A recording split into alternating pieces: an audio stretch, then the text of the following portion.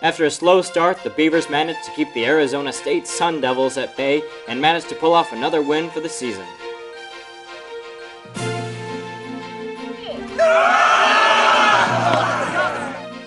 Then on Sunday, Hayden Wilcox and Hayden Smith put their lives on the line to cover the final mission of OSU's Human vs. Zombie tag game.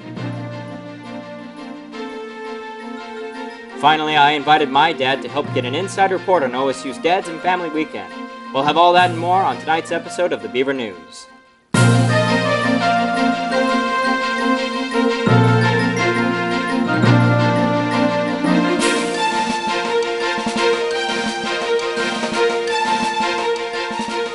Good evening and welcome to your Monday night edition of the Beaver News. I'm Brenda Ivey. And I'm Hayden Wilcox. We're glad you could join us this evening. Tonight we have received news that OSU student 19-year-old Karen Marie Norris was killed on Saturday after losing control of her bicycle and being struck by an oncoming driver. The accident happened on Sulphur Springs Road around 10 a.m. Counseling and psychological services is available to any student who feels they need to speak with someone to deal with grief, as well as any time that students need to speak with someone about issues in their life. Police are cracking down on bike riders recently and are making their presence known to students in their effort to crack down on bike riding regulations. While riding a bike might seem like a faster way to get around, campus police would like to remind students that if they are riding in the street, they are expected to follow the same rules as cars, such as stopping at stop signs and crosswalks. Campus police would also like to remind students that bike riders are not permitted to ride on sidewalks. Now let's talk about this weekend's game. Back on home turf, the Beavers were able to bounce back from last week's loss and win 36-26 against the Arizona State Sun Devils. After a slow start in the first quarter, the Beavers were able to pull it together in what many called a must-win game. Thanks to their win, the Beavs are holding strong in the BCS standings, where they are currently ranked at number 11. Saturday, they will go head-to-head with number 14 Stanford. The MUPC planned out several events to keep students and their parents occupied. To get in the family spirit, I invited my dad to help me report on what was happening. Hey, I'm Hayden Wilcox. I'm here with my dad, Mark Wilcox, and we're here for Dad's Weekend. We're going to ask people what they're here for and what they plan to do for Dad's Weekend. Are you excited for Dad's Weekend? Yeah, I am, now that I'm here. Yeah, takes a while, but yeah. Between now and the game, what are you guys going to be doing? I don't know. You came in here, besides being bothered by us, you came in here to see what was happening? Yeah, see what's going on in here. What are you guys doing here this week? Whatever she wants. And what's on the game plan for this weekend? Tailgating, hanging out, I don't know, just whatever. Yeah? Yep. Planning on going to any of the Dad's Weekend events? Nope, just a football game. Austin. Hi, Austin. Mark. I'm Mark, too. Good. So, you're down for Dad's Weekend, I am. take it. When did you come down? Yesterday afternoon. Okay, where'd you stay? Stayed at Super 8. It was wonderful. It's hard to get a room around here. No, we're just showing around campus. They didn't get tickets, but me and my brother did, so we're going to kick him out before the game. So you're going to the game. You're taking your parents? Oh, you're so nice. Inside the MU, families were treated to a performance by OSU's a cappella group, Divine. Divine is Oregon State's only female a cappella group. We meet twice a week for 2-hour rehearsals. We perform every Friday at 4 p.m. in the MU for a Friday show. So we're really excited to sing for the dads. Yeah, it's really fun. But the basement turned out to be the place to be, drawing in nearly 500 people on Saturday. Dads tested their students in billiards. You guys having a good time? Great time. Yeah? Got that shot. How long have you been playing this game? Not long enough. And in bowling.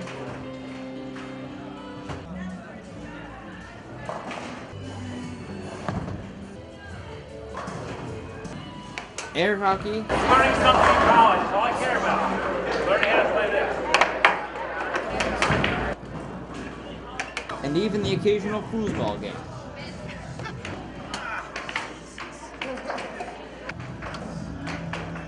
And ultimately, Dad's Weekend turned out to be too much for some students. This is Hayden Wilcox and Mark Wilcox reporting for the Beaver News. Today marks the last day before Election Day, and as of now, it's too late for you to mail in your ballot, but you have until 8 p.m. tomorrow to drop your ballot off in one of the official drop boxes, including the one in the Valley Library. Be sure to join us tomorrow night as our own Hayden Wilcox will be hosting a live coverage of this year's election. What do you have planned for tomorrow night, Hayden? Well, that's right, Brenda. We have tomorrow we'll be talking with representatives from the College of Democrats and the College of Republicans about what this election means to the OSU community.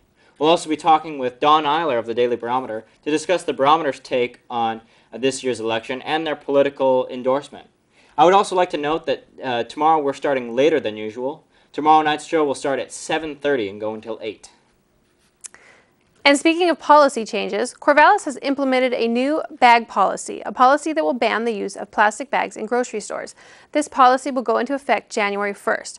Corvallis is one of 3 cities in the state to enact a ban on single-use plastic bags, and to help with the transition to reusable bags, the city of Corvallis is holding a design and logo contest for reusable bags. The contest starts Wednesday and runs through the 26th. For more information, you can log on to bringyourbagcoalition.com. For the past few years, fall term has brought leaves, new students, and zombies to OSU. Yes, this last week marked the fall annual Humans vs. Zombies tag game. On Friday, we were able to meet up with some of the moderators from the game who were preparing for Sunday's final mission. I'm Tom Neff. I'm Brian Andrews. And I'm Patrick Pitford. We are the referees. Yeah. We basically set up the game, the story, the missions, and then we make sure it all runs smoothly. We run the game, we have fun, and we bring lots of people to have fun with us. Most of the time we're on the sidelines, we're doing our referee work for the game of tag. Yeah, we're refereeing a game of tag basically. The main rule is make everyone have fun. There are a lot of mixed ideas about it. I've run into some people who absolutely hate us, and then there are tons of people, say, in the Memorial Union or Dixon, who love the traffic we bring and the show we provide to ride around them all the time. Hopefully we'll have a really good showing for the final mission. We're pretty proud so far of how this is going. It really depends on how many players are still playing at this point, and how many show up to the final mission. It'll be iffy. We might have less humans. As of right now, things are almost even. There will be large piles of screaming lunatics. Generally, we're just here to have fun. And these players definitely had fun. Our own news director Hayden Smith and I went out to cover Sunday's final mission of the Humans vs. Zombies game. Let's take a look. I'm one of the moderators for Oregon State University's Humans vs. Zombies game. The goal of today's mission was to take the magical items out of the circle so the zombies could not create an ultimate zombie, and bring it to the human area, which was a de-magicalizing area. I think this mission turned out incredibly awesome. This game had more complicated missions. The mission styles were more interesting, more intricate. We added a few surprises around, and in the end, we kind of tested how well we can do our missions, and we did incredibly well. This one we had about 580 people registered, but only about 390, 400 players. We're a HVZ squad called Modular Tactics and Enforcement, or MTES. This is my 5th game. Everybody else varies from 2 to 3, somewhere around there. This is actually a Raider. It's a modified Raider. We call it the Red Raider. It belonged to the #1 zombie killer ever. We didn't survive the final mission, no, but we survived to it. Typically our squad survives to the final mission, and then we'll usually lose people during the mission. Pretty much within this squad, either you die and you lose, or you live and you win. The very first game, the final mission was 20 humans versus 200 zombies. And the last game, there were so many humans that humans actually won, which overall for the entire game of HVZ across the nation is very rare. I feel like this is my 4th game modding and such, and my 7th game overall. I'm an international hospital clown, so I just was like, one game we were like, hey, let's put Harrison on stilts because he can, and so I did. My role today, I was the head zombie plot kind of guy, so over the course of the entire week, my zombies have been gathering supplies or spell stuff to make me go from a regular old human to an evil overlord lich. We are the 3 of the executive mods from Undead Oregon, which is the UVO HVZ game. Today we're here to start a war with the OSU game, and we're hoping to see if we can do a recurring Civil War game just to have fun and show how much better we are. We just came to see how they would run their final mission, and we saw a lot of cool things that they've done, but I feel like our players are slightly more organized than their average player.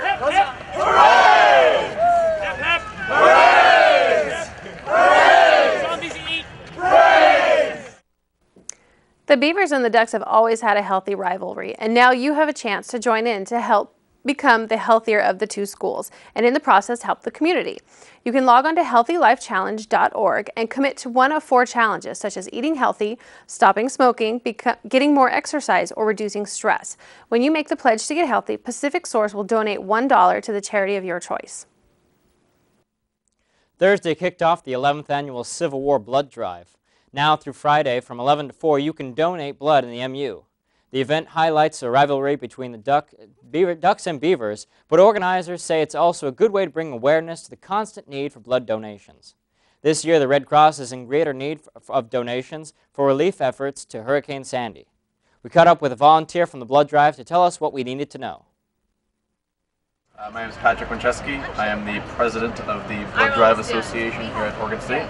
We are getting appointments for the Civil War Blood Drive here at Oregon State next week. It is the largest blood drive in the Pacific Northwest. It's a statewide competition versus the Ducks, and we're trying to win this year as they have won the last 2. A unit is a pint of blood. Last year we pumped in over 1,000 units in a week. I mean, it's a good goal, and with the whole Hurricane Sandy thing going on, they need more blood than ever. Blood drive is next week, Monday through Friday. That's the 5th through the 9th. 11 to 4 in the MU Ballroom, and on Friday it's from 10 to 3 at the First United Methodist Church in Monroe. And speaking of public services, we've caught up with Beaver News reporter Allison Headley for a quick recap on Chi Omega's philanthropy, which is raising money for the Make-A-Wish Foundation. Allison? We are out here for Chi Omega's 9K Relay, which is our philanthropy this term. And we're running from Bald Hill up into Avery Park, and it takes place this Saturday at 1 p.m. Our philanthropy is the Make-A-Wish Foundation, and so we are donating the money we raise from this event to the Make-A-Wish Foundation to help grant a wish for a child in the area. All of the fraternities and sororities are participating, and each house has about 2 or 3 teams. So 4 people on a team. And then we are also doing the Corvallis area. We've been out here since 10 a.m. this morning, and we will also be here tomorrow at 10 a.m. until 2 p.m. and we're here until 5 p.m. today. We'll also probably have another philanthropy spring term that also benefits the Make-A-Wish Foundation. Well, before we end our newscast tonight, we're going to toss it over to Milan Laurent for tonight's sports report.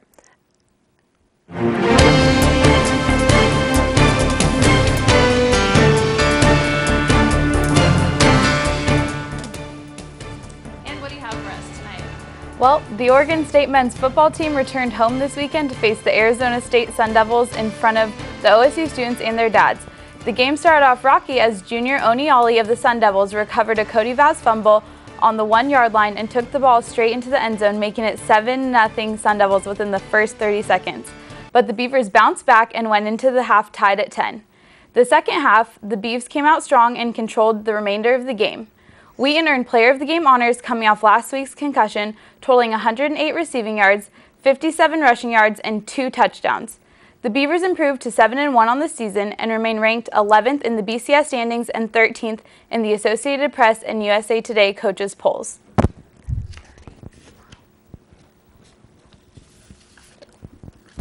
Well, that's all the news that we have for you tonight, so make sure you stick with us tomorrow night at 7:30 for our special election cover edition. Have a good night, everyone.